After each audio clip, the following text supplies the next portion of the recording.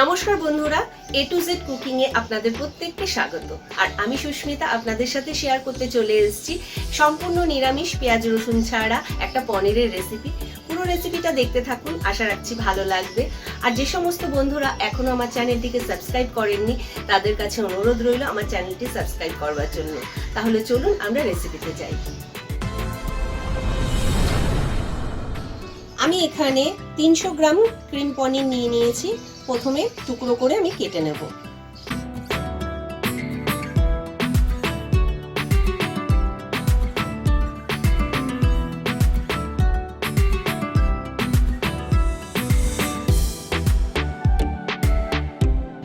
ওভেনে আমি একটা প্যান বসিয়ে দিয়েছি, আর প্যানেতে আমি পরিমাণ মতন সাদা তেল দিয়ে দিচ্ছি। আর পুরো রান্নাটা সাদা তেলেই করব। তেলটা খুব ভালো করে গরম হয়ে গেছে, আমি পনিরগুলোকে দিয়ে দেব।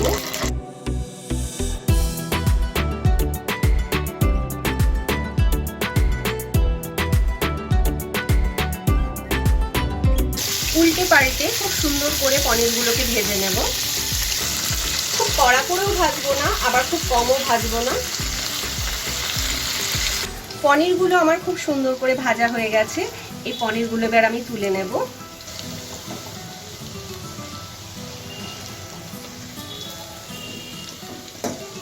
আমি মশলাটাকে তৈরি করে নেব। আর মশলাটা তৈরি করার জন্য এখানে নিয়েছি 1 চামচ পোস্ত, 1 চামচ চাল মগজ, এবার দিয়ে দিচ্ছি আধ ভাঙা 25 গ্রাম কাজু। আমি এই সবকটা উপকরণ শুকনো একটু মিক্সারে ঘুরিয়ে নেব।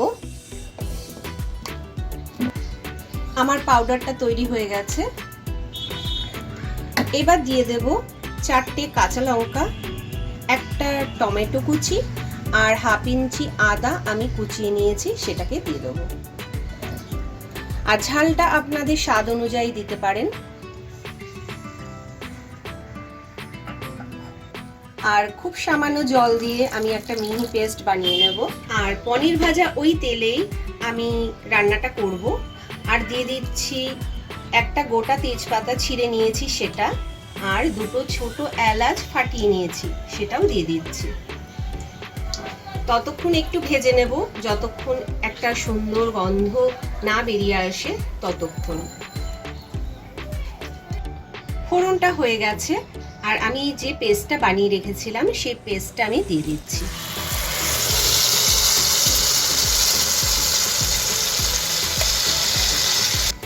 দিয়ে দিচ্ছি স্বাদ অনুযায়ী নুন,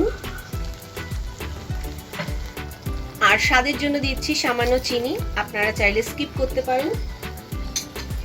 খুব ভালো করে মশলাটাকে কষিয়ে নেব।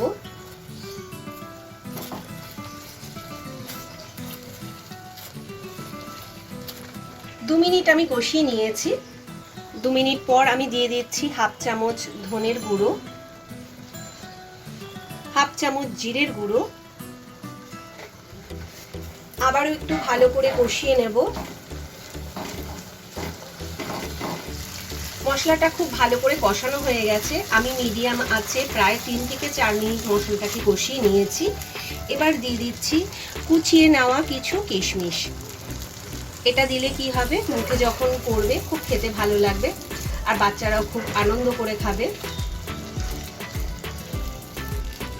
কিশমিশটা দিয়ে প্রায় আমি 1 মিনিটের মতন আবারও একটু মিডিয়াম আঁচে কষিয়ে নিয়েছি। কষানোটা হয়ে গেছে। এবার আমি দিয়ে দিচ্ছি 2 কাপ লিকুইড দুধ। আর মিক্সারের জারে যেহেতু মশলা লেগেছিল সেই কারণে আমি দুধটা দিয়ে মশলাটাকে একটু ধুয়ে নিলাম, সেই দুধটা আমি দিয়ে দিচ্ছি। গ্রেভিটাকে আমি একটু ভালো করে ফুটিয়ে নেব। গ্রেভিটা খুব ভালোভাবে ফুটে গেছে। এবার দিয়ে দিচ্ছি ভেজে রাখা পনিরগুলো।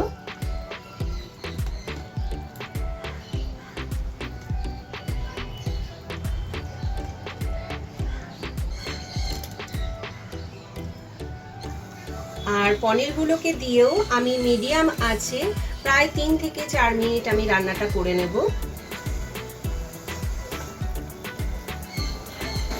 3 মিনিট হয়ে গেছে। এবার আমি গ্যাসটাকে একদম কমিয়ে দেব। এবার দিয়ে দিচ্ছি হাফ চামচ গরম মশলার গুঁড়ো, আর দিয়ে দিচ্ছি 1 চামচ ঘি। খুব ভালো করে মিশিয়ে আমি গ্যাসটাকে অফ করে দেব, আর ঢাকা দিয়ে আমি 2 মিনিট রেখে দেবো। আশা করি আমার পুরো রেসিপিটা দেখার পর আপনাদের ভালো লেগেছে। ভালো লাগলে অবশ্যই একটা লাইক করে দেবেন, আর কমেন্টে জানাবেন আপনাদের রেসিপিটা কেমন লাগলো, আর বাড়িতে ট্রাই করতে ভুলবেন না। তাহলে পরের দিন দেখা হবে আবার নতুন কোনো রেসিপি নিয়ে। আপনারা ভালো থাকবেন, সুস্থ থাকবেন, সবাইকে ভালো রাখবেন। জয় শ্রীকৃষ্ণ।